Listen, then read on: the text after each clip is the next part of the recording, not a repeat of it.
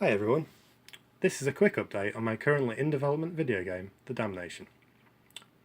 The game is a first-person shooter that happens to be set on top of a really big dam. This acts as the capital city of the nation in which it resides, hence the game's title. The game's levels are procedurally generated, meaning that their layout will be different on each playthrough. The result of this should be that players will be relying on their skill, knowledge of the game systems, and their ability to manage the weapons, ammunition, and the different types of equipment that are available to them.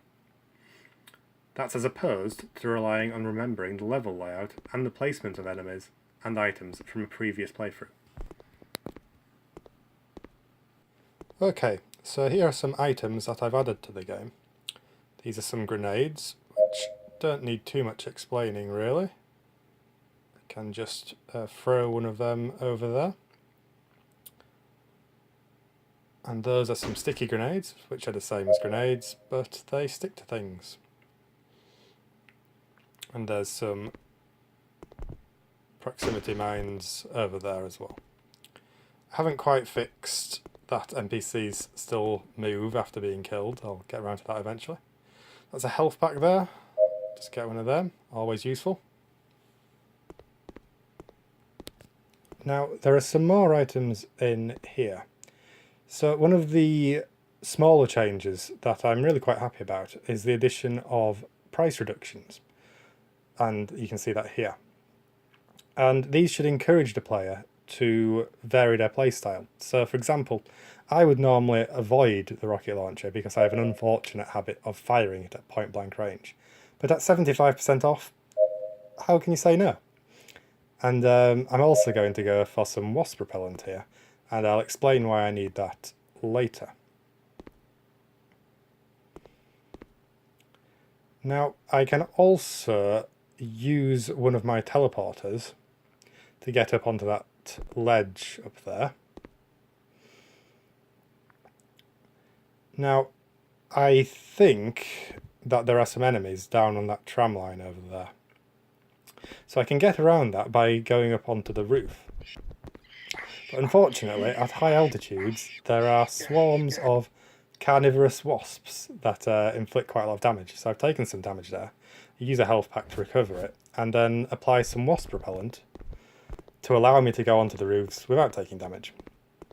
I should say the wasps aren't actually visible at the moment. They will be in the final game. Now I'll have a look over here and see if... Yep, there's some enemies down there, so I have to be aware of them. But by using one of my teleporters and one item of wasp repellent, I've gained access to this room in here and to the equipment that appears to be inside it. So it's worked out quite well. There appears to be an SMG and a rocket launcher and a sewing machine, which is probably less useful at this point in time really. And oh, there's a revolver in the bathtub, because of course there is. That's fine. Anyway, that should all come in very handy. So we just go outside here. There appear to be some enemies down that narrow street, so I might be able to get the drop on them. And yeah, that's gone quite well. So that's a ranged enemy. There are a few different types of enemies in the game at the moment. Obviously they're all very work in progress. But you'll notice they're dropping these items on the floor. And these provide charge, which is the game's currency.